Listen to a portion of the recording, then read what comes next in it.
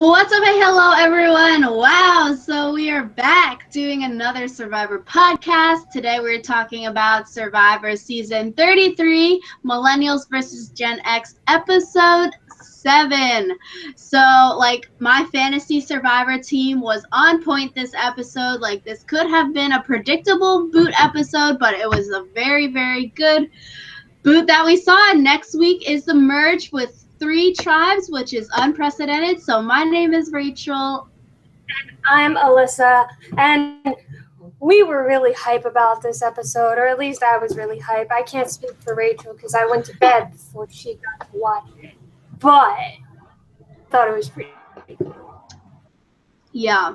And I mean, now the top 3 winners that people were picking for this season are gone. So Michaela was the top winner of the season. She was the first, people voted, and she was the contestant that people thought would win the game. Then Figgy was second and Mari was third. So the top 3 people this season that people thought would win the game are all out, which is really crazy.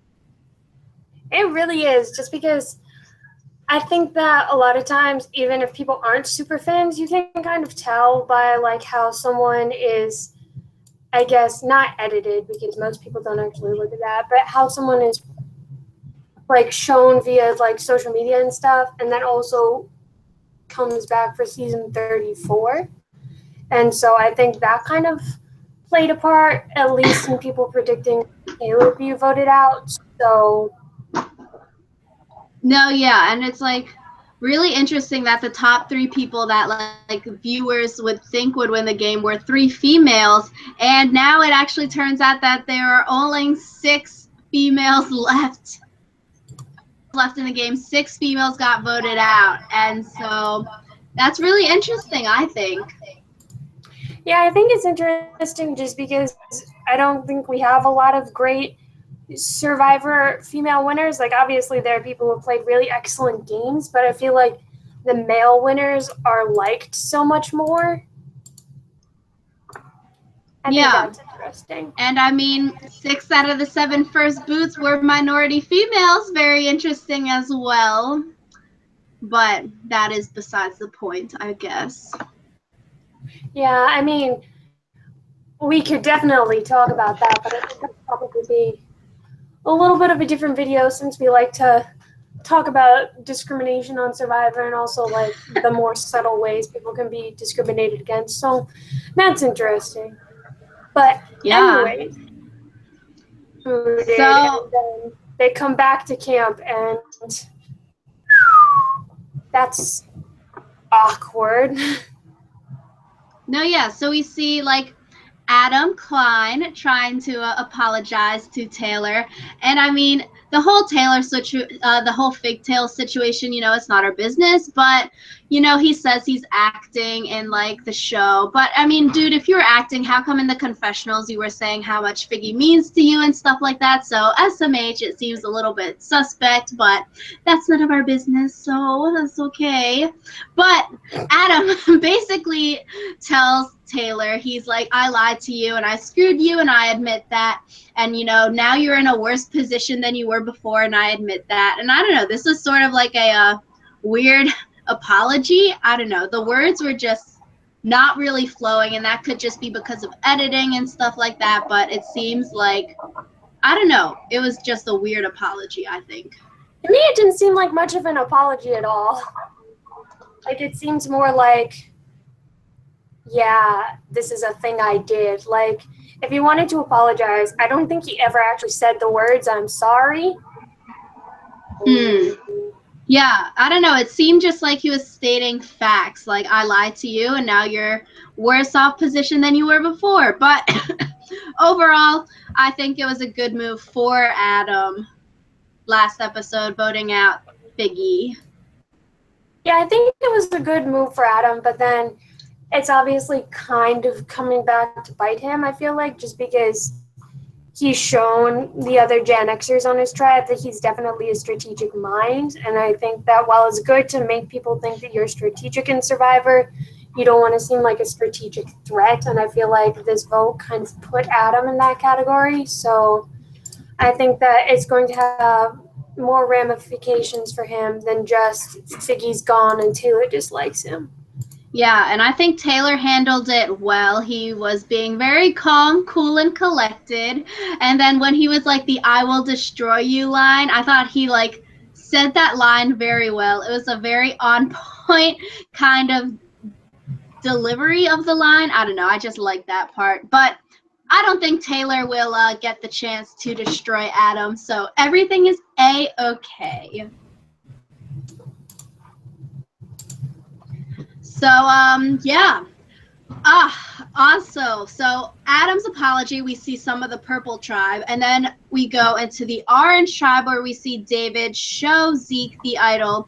And then during this time, I was sort of like, yo, what the heck, we don't see the green tribe, because then after that we go to the reward challenge, and then we don't see green tribe until we get another purple tribe scene and another orange tribe scene. So I was like, that's not good, because I had green tribe going to tribal council. They need to get some airtime so we can build that up. But we see David saying, if we lose the immunity challenge, Michelle would probably be the one to go. Like 100% she would go.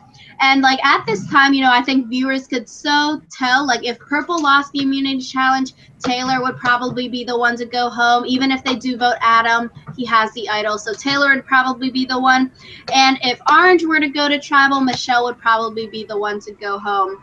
And so David tells Zeke that he has the idol, and he's like, I found it the very next day. So that's interesting. Like, everyone knows how the game was played on the different tribes before the tribe swap. So they knew Zeke had David played an idol before, which I thought was really interesting. Yeah, I think it's interesting just because, like, I feel like I say this every season, but I feel like every season there could always be that shadow of a doubt of maybe there isn't an idol this time. And, like, obviously not that many players know about the legacy advantage, but if more people did know about the legacy advantage, I think that would cast it into doubt more. But I think that people chose to share, oh, yeah, David had an idol that caused this person to be voted out. Yeah, and so I guess probably everyone on the island knows that he had an idol and played an idol, so that might make him a little suspect towards other people. But overall, I don't know. I think it could be a good or bad move telling Zeke that he has the idol. Good move because he gains trust from Zeke, because Zeke was like, David put his life in the game in my hands. I respect that. I trust him. And so if Chris did try to pull a fast one, if they went to tribal council, like Zeke, if Chris tried to pull in Zeke and Michelle to vote out David, Zeke would know, like, nay, not today. I'm not doing that because David has the idol. I would want to work with David. But maybe bad move, because if Zeke didn't want to align with David, if David sort of had his reading off and Zeke didn't want to be his friend and they weren't as close as he thought, like, Zeke could blab about the idol to everyone right there to try to flush it. And I mean, he could do that later in the game too, potentially. So, we shall see. I think we'll see it come up later. The thing is, if someone shows you an idol, in a way, it's beneficial for you to keep quiet, just because in the game of Survivor, it's beneficial to have information that no one else has access to. So, also, like, idols can be played on allies, obviously, and I think that a good way to go at this point would be to endear yourself to David. So if you ever were in danger, he would think, wow, Zeke is my really good friend and ally. I should really, protect him with this idol. Yeah, exactly. You want to align yourself with someone that has the idol. So, Zeke, David played it on Jessica before. Maybe he'll play it on you. And definitely just being in that alliance, like, it can be strengthening for your team. Yeah, and I think that, showing people an idol is one of those really big trust-building activities that they talk about, just because trust is an important thing in Survivor, because you can't always be sure of everything. And I think that such a big display of trust can even create alliances where there weren't really any before. Yeah, exactly. So, I mean, there's always ups and downs, and you can never, truly tell what doing this action in the moment will have like some kind of unintended consequences in the future. But I mean, we shall see. Like, idols are very powerful in the game. The legacy advantage is still in play. It'll be very interesting at the merge because we do have 3 people with idols going into the merge. Yeah, and I think that with idols, out of the, how many people are left now? 13? 12? 13. Well, there are very few people left, and it's like 1 in 4 people have an idol or something like that. So I think that is interesting because it's possible with the way the alliance is split that like every alliance could have an idol, or that an alliance could have multiple idols, which could keep a minority alliance safe even if they do go to tribal. Well, they're obviously going to tribal council, but even if they do need to play idols for multiple tribals. Yeah. So the reward challenge, I love seeing these new challenges that Survivor is having. Like, they're super, super cool just seeing these new things that we've never seen before. So everyone walks in, and then we see the reaction to Figgy going home, and everyone is like, wow, because, you know, with the 3-2 divide, you would probably think like someone like Ken would go home because he's so good looking and so like buff and stuff like that. He's very, you know, different from all of the other Gen Xers and like what he looks like and his like aura about him.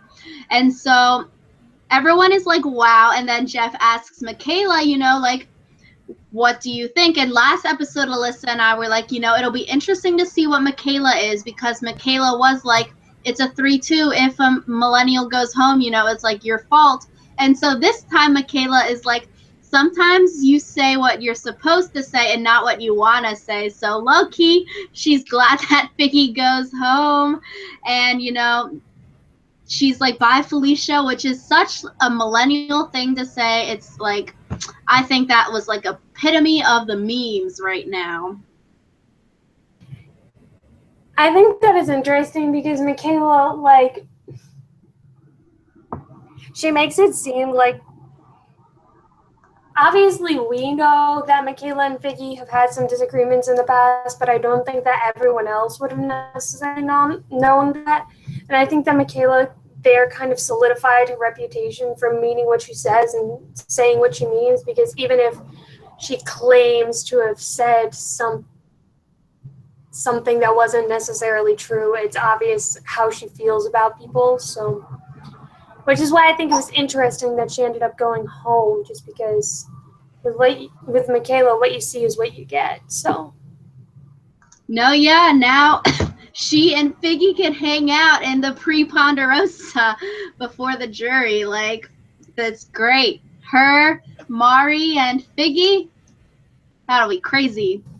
So, at the reward challenge, we see Orange Tribe is a hot mess as usual. Like, they can't swing the bag around the loop-de-loop. And they are in last again. And I thought this challenge was very, very fun to watch. It was very engaging because, like, the lead of who was in the front of the challenge changed so much during the challenge. And so Michelle and Zeke got through that netted part so fast. Like, they got that shit down. And I mean, green team was so far behind, and it's like, I low-key, I was like, Michaela's got to pull through because I put her for fantasy for like helping the team win the reward challenge. I was like, heck yeah. When she got those balls in, it was 2-2 Ken v. Michaela at the end. I was like, damn, so good. And then, you know, Michaela pops that last one up there. I think it's shoot, what was I going to say? It almost seemed beneficial in that challenge if you were shorter, just because the taller people seem to be putting a little too much force behind the balls, which caused them to bounce up and down instead of like resting on the perch. So. Yeah, and then like after the reward challenge, Michaela has a confessional talking about like being a challenge beast, and she doesn't want other people to think that she's like very good at challenges, even though she's been helping her tribe win because she enjoys winning, she enjoys a competition. And I like other tribes can see that she's a challenge beast. Like, I think maybe next season because people wouldn't know, like, don't know who she is, like, maybe she can tone that down a bit. Yeah, just because I feel like people are especially intimidated by girls who are challenged beasts. So, Yeah, and Michaela was definitely very good at the challenges. She basically like helped her tribe win the past like 3 or 4 challenges. And so, I don't know, I think that leads somewhat to her downfall because she is such a good competitor. And so, yeah, we see Orange Tribe win the great food reward, and like the food looks so good. Like it was better than college dorm food, definitely. And so, another really cute thing that we saw this episode was the farting and burping scene, which I mean, it's just really fun to see these kinds of scenes on Survivor. So it's like this is what they do in the meantime when they aren't strategizing or like stressed out and stuff like that. And like during this scene, I really saw that, you know, Michelle is the only girl on this tribe with 3 dudes that are all broing out because they can fart together and stuff like that. So I was like, shoot, Michelle is in some danger if they went to tribal council. I think that first, I don't think that scene was cute at all. So I object to your choice of words. Interesting that they like chose to do that just because like they are, as you said, growing out. So it's like not like I feel like it's just something you don't do in polite company. That's just me though. No, yeah. I mean, maybe the cute wasn't the right word, but it was definitely like an interesting scene to see, like, you know, what's happening on Survivor in their downtime. And I mean, I think this also plays to the whole, like, Michelle is very pure and she's not telling lies when she said her whole truth works well in this game. She says here that she's not changing who she is for the game. So I really think that builds on, like, that whole kind of persona that Michelle is trying to have in the game, and I really think like that whole truth thing will be good for her in the future. And if she makes it to final tribal, like that's something that I think we'll see play out. Yeah, and I think that if she were to go to tribal council, she would need to kind of leverage like that sort of relationship she has with other people about the whole truth, just because like how well you can trust someone is a variable in who you keep around in Survivor, just because you don't want someone who's going to backstab you. So yeah, she's definitely like the good version of Coach at like being truthful and being all that, because Coach would always preach like, I'm so truthful, I haven't told lies in this game. And you know, maybe Michelle can be the actual completer of that task instead of like Coach who actually did tell lies and stuff. So we shall see. I mean, I think that it's disingenuous to say that it's possible to tell the whole truth and nothing but the truth in this game, just because eventually you are going to have to lie to someone, because people are going to get angry even if you do tell the truth. So I feel like her policy shouldn't be the truth works best. It should be the truth works best most of the time. Yeah. So after we see the farts scene, we see Purple Tribe again, which was like, why aren't we seeing any of the Green Tribe when they are destined to go to Tribal Council? So we see Taylor being his millennial self, talking about how much he hates politics. And I don't know, I thought that was very interesting with the presidential election coming up next week. It was like, what timing? And he's like, I'm not concerned about who's going to be the president. He doesn't want to put hope in politics. He doesn't want to talk about politics.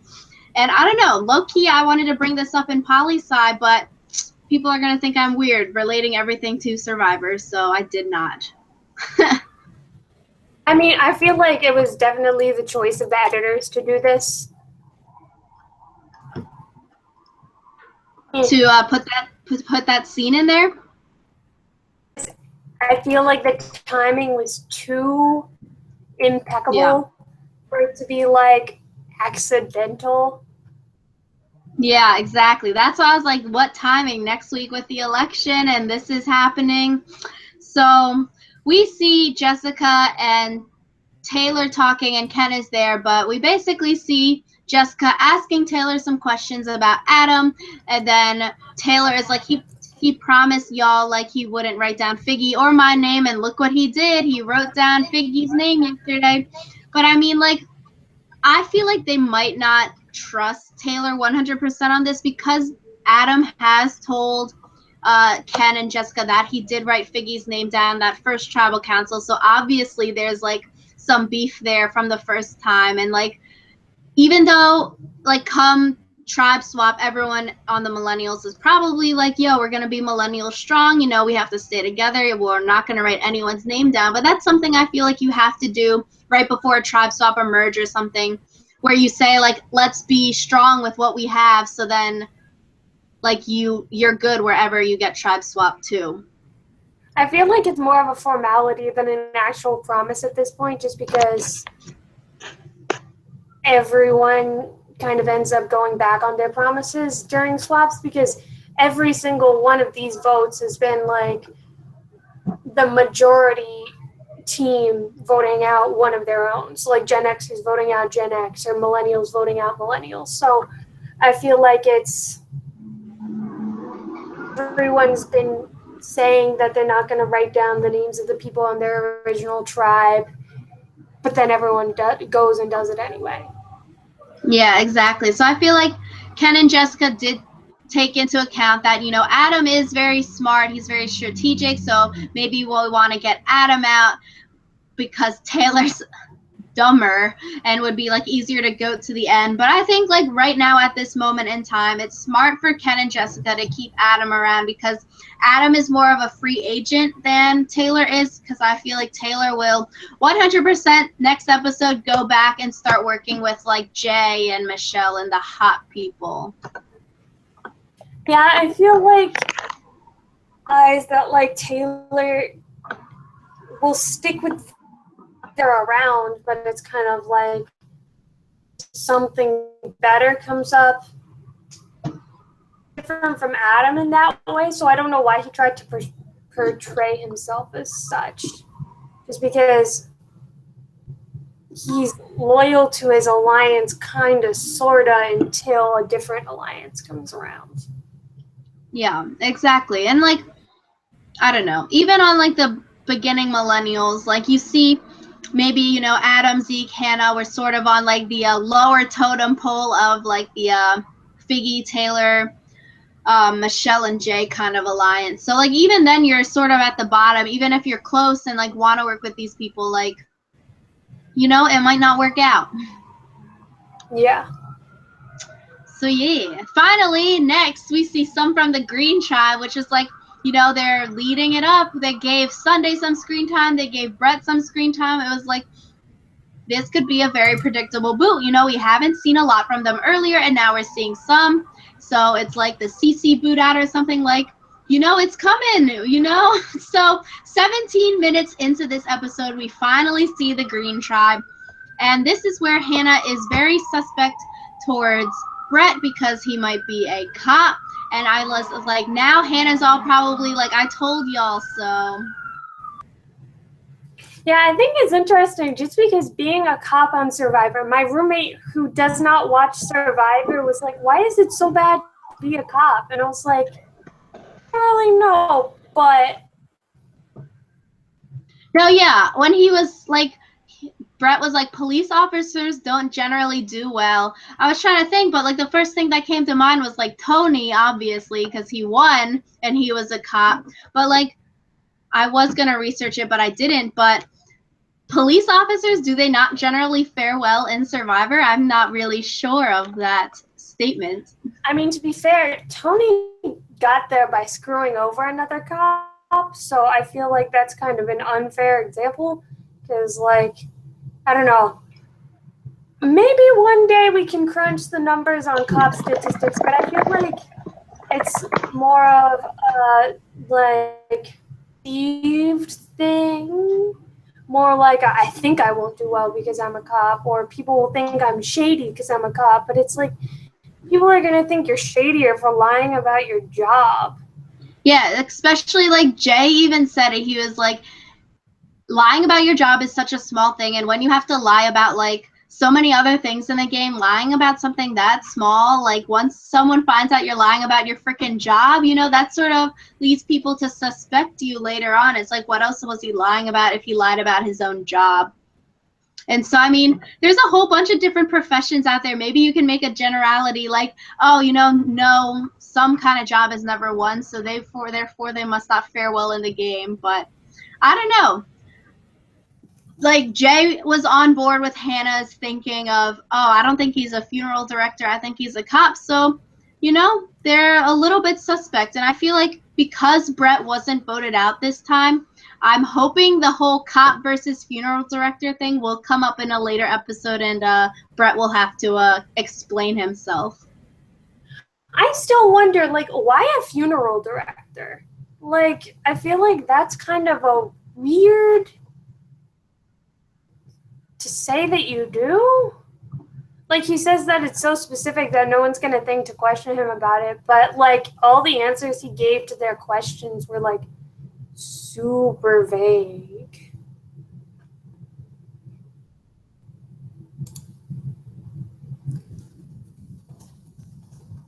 Does lets you like talk with the family and like you console them, or console them. So I mean, like, I don't know, unless I feel like there's not much else you can say, which is probably why he would choose something like that. It's like very specific, but it's very vague as well. Yeah, and I feel like when people ask you about your job, they expect you to be able to come up with like a funny anecdote or two. And like, if I just feel like that's a job that's like difficult to come up with funny anecdotes for, because if they didn't actually happen, they're not funny. Oh yeah. So I mean, I don't know. I probably wouldn't lie about something like that basic, you know, but I feel like Julia last season lying about her age, maybe it's like something he felt like he needed to do. Like Malcolm lying about going to a Dartmouth, like some of those things, maybe. I don't know. It's just something. But once you're caught, then that's the problem. But if you can play it out, then like good for you. You should do it if you think it's gonna help your game. I don't know. I feel like of all the things to lie about, that's a bad thing, especially because a lot of people do appreciate cops. So it's like, if your job was something a lot more polarizing, like if you were a politician, definitely lie. Well, I don't know, with the police brutality, maybe. Yeah, but I feel like a lot of that stuff was happening, like the more major stuff that made the majority of Americans realize it was a problem was happening like while they were on the island, or has occurred since then. So yeah, that's also true. So I mean, moving on, we see the immunity challenge, which was another cool challenge. It sort of combined some old challenges to make it a cool ass new challenge. And so yeah, green team sat out Will and Hannah this time, and so Sunday and Brett sat out during the reward challenge. And I felt like this was a very good strategy for them because Michaela and Jay were the two strongest on the tribe. They 100% have to participate in every reward, every immunity. So it'd be good to sit out like a boy and girl pair each time. And I think it's also good that they like chose the better people to sleep challenge, because I feel like sometimes tribes make the mistake of like sitting out their weakest players for the reward challenge, and then it's like, well, they're screwed now that they're at the immunity challenge. So I think that they did a good job choosing who to sit out, like you said. Yeah, and like during this immunity challenge, we see Michaela being very competitive, very hardcore. She yells at Brett when they were like about to switch off to do the slingshot, and then she also is like not letting other people, like she did you know, she's not letting other people do the slingshot when Jay asks. Like, she's like, no, but then she later lets other people try it out. And I don't know, like, this whole thing, they're like doing it, and then they just can't get the slingshot. And like Orange Tribe was very behind also at the beginning of this, and they're a hot mess.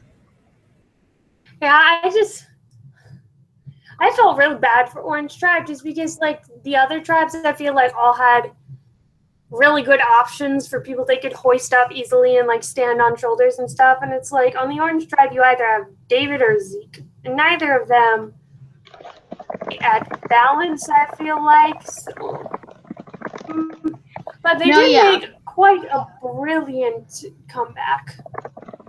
Yeah. And I mean, also during this time, we see Michelle not be able to get the combination. So there's 6 different combinations you can do with 3 different number pairings. And then you see Chris is like, she's having a meltdown, which, I mean, I don't know, like, it's stressful, but like Michelle got it, so Mm-hmm. I don't know. I feel like it's one of those things where, like, it gets so frustrating, and it's like, statistically, you have a higher chance every time of getting it right. And it's like, by the time you actually get it right, most people don't have to try all 6 combinations. So I feel like once you get to combination 4 or 5, you start wondering, did I do something wrong? Did I do something wrong? Especially because, like, it's a pretty simple thing, but it can make or break the game. Yeah, and like Jeff even says it. He's like, this is a really good immunity challenge where people can catch up if, you know, at the end the slingshot. And we see Ken being the god that he is. I put him down for fantasy as helping to win the immunity challenge. I was like, yes, Ken, you got that slingshot. Got like 4 out of the 5, I think. Taylor got one of those targets. And then he wins for Purple Tribe, so they're not going to Tribal. Then we see a close race between Green and Orange at the end. And then Chris slingshots that shiz so well, catches them up. And then, you know, we see Green Tribe lose it. I just feel like none of them really understood how a slingshot works. That could just be. I mean, they had to pull that thing like so far back. You see, like, Ken or Chris, they like went to the whole back of that like wooden piece that they were standing on. So you had to stretch that thing out so far in order to shoot it that far to hit the targets. I mean, maybe that's something you have to practice. First came on, my friend who was watching with me, she was like, are they doing a slingshot? And I was like, yeah. And then she was like, who do you think the Stephen Fishback of this is going to be? And I was like, I could totally see David accidentally hitting another tribe's target. I love him, but I could be mad at me. Like, so off course, like, wow. That would have been funny. Yeah, and I mean, so right after the immunity challenge ended, we see that Jay has a confessional, and he's basically saying, yo, like, Brett or Sunday is gonna go, but we want Brett to go home. And like, seeing that, I was like, huh, usually they don't say the person that's actually going home when they say, like, during that confessional right after the immunity challenge. Shows like, wow, they're really building up this very predictable boot here with Brett going home, and he was caught under some fire with the cop thing earlier. And so I don't know, it's very interesting. I think editing on this episode was like very, very well done. It definitely blindsided the viewers. I disagree, because there is not a single instance I can remember where the person who they've said, oh yeah, blah, blah, blah, is definitely going home, has ever gone home. I got Michaela's name, I was like, I guess she's going home since Brett obviously isn't, so. Really? I don't know, that could just be, I put my faith in very predictable editing, and it paid off, so. Wow, I didn't think the editing was predictable. So we see Brett and Sunday like talking. They're basically like giving up. They're like, I need to vote for you and you need to vote for me, because it'll be like a 3-3 thing. If you try to vote for someone else, like, you're the one like going home. Which I was like, wow, why don't you guys try to go and like fight for your spots? And then we see Michaela doing her rocks and shells thing. I was like, shoot, this girl is very, very strategic. She's like having this whole laid out plan. And then we see Jay and Will talk in the forest about, let's get Michaela gone. But then we never see like Jay and Will talk with Brett or Sunday. So it's like, maybe it wasn't a real thing, or like Michaela going home is one of those kind of like, you need two people that are on the chopping block to make travel interesting. So I don't know. I didn't think the editing was predictable. I don't know, man. I think that as a rule, boys tend to be very intimidated by girls that are both smart and strong. And since Michaela kind of proved she was a challenge beast, and then she also like had that whole strategy play thing where it made it very obvious that she was thinking about the game and more than just, oh yeah, I can totally win the challenges and do that. I think that once they realized she had both brains and brawn, they kind of got a little, So. Yeah, exactly. And I think that's something that we can talk about under good move, bad move, because those factors definitely factor in. And so, I mean, at Tribal, this is why I was like, I don't know if Michaela like would go home, because everyone answered Jeff's questions really well. Brett and Sunday were all like, we're going home. It sucks that we're going. Like, I really like Brett. I really like Sunday. And then Jay and Will answered the questions very ambiguously. The second time I watched it, they were like, the 5 people left are going to be strong, the like very, very ambiguous. So Michaela would not feel like any pressure, and like everyone would think Brett or Sunday's going home. And then after you see the third vote for Michaela, this was the best part of the freaking episode. Oh my God. It was like, I don't know. Hannah's okay. The whole sequence where Michaela was like, did you do this? And then Hannah was like, I did not do this. That was like my favorite part of the entire episode, just because Hannah is so sweet, and you could tell that she like obviously wasn't like expecting this at all. And I also really liked when Will and Jay were talking, and Will was like, if we tell Hannah, she's gonna freak out. If we don't tell Hannah, she's gonna freak out later. And I feel like poor Hannah, I feel like she's being so underestimated by everyone, and I'm really looking forward to the merge, because I hope that like she comes out of her shell and people realize that she like is more than just a goat. Oh, really? Wow. I think we're opposite on this too.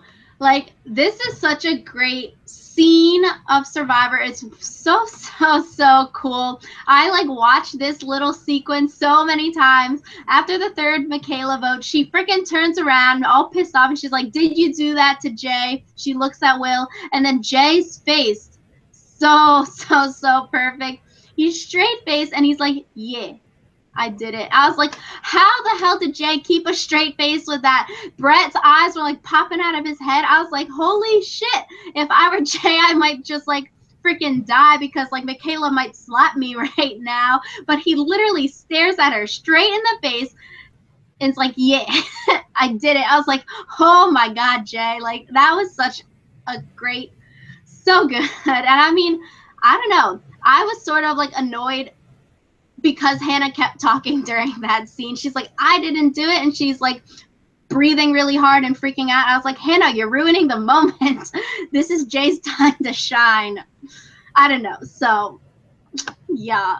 And I don't know. I thought it was interesting that Michaela only blamed like the vote on Jay when she was walking out of Tribal. She's like, Jay, you effed up. We had something good. We could have been Final Four. And she doesn't mention Will at all during this time. So, very interesting. I think it's kind of assumed that Will is going to be voted out just because he's so young. So, like, no one wants to give an 18-year-old $1 million. I don't even know what an 18-year-old would do with $1 million. I don't know what I'd do with $1 million. No, but I think college Hannah is expensive, but not $1 million expensive. It's like $1/4 of $1 million expensive. Like, that's like when you get 3/4 of $1 million, that's like 1/3 of the money you're getting after taxes. But I mean, I don't know. I feel like Will and Hannah are probably going to be goated. We haven't seen a lot from them. This was like the first episode that we saw like anything from Will or Hannah. Same with Brett or Sunday. So I feel like the winner potential right now, Jay has winner potential, Adam has winner potential, Michelle has winner potential, then maybe Ken or David, but they seem like they're getting like too much screen time too early on to like actually make it to the end. They might be like 5th or 6th or something like that.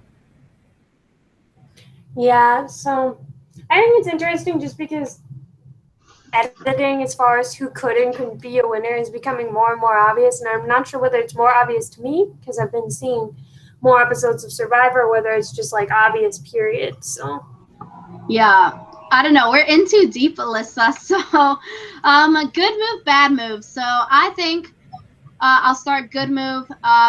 Good move for like Jay and Will. Like Michaela is strong in challenges. She is very smart strategically. You know, she's thinking about the game. She's athletic, and she knows Jay has the idol, which is I think a big thing because later technically Michaela could use that to vote Jay out or something of the sort. So good move because Michaela was the #1 pick of the viewers to win the season. So obviously she is a very threatening person. Bad move. I feel like Michaela probably would have stayed loyal to Jay, Will, Hannah, like all of them in the early merge until like a new kind of alliance suited her better because she was all like Final Four with you guys. So I feel like Michaela would have been a very good ally and that would have kept their numbers up because now I feel like they're going into the merge at a disadvantage. And Michaela would have been a meat shield for like a Jay or Taylor, or even Chris says that like he wants Michaela around because everyone would be targeting Michaela because she's such a big threat in challenges and strategically. But now, like Jay, Taylor, or Chris, all the big dudes are targets because they're going to be the next ones good at challenges. And so, yeah, do you want to say? I feel like everything that you said is true. Thanks for stealing everything I was going to say.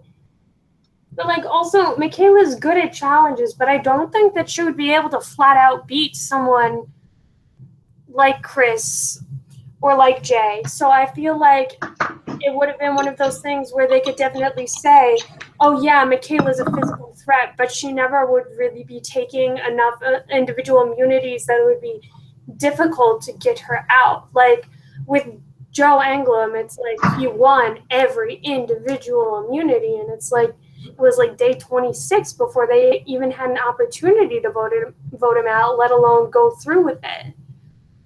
So it's like Michaela isn't going to be one of those people who will sweep immunity idols and will keep you from voting her out in that way. So I feel like she's strong, but not strong enough to beat them.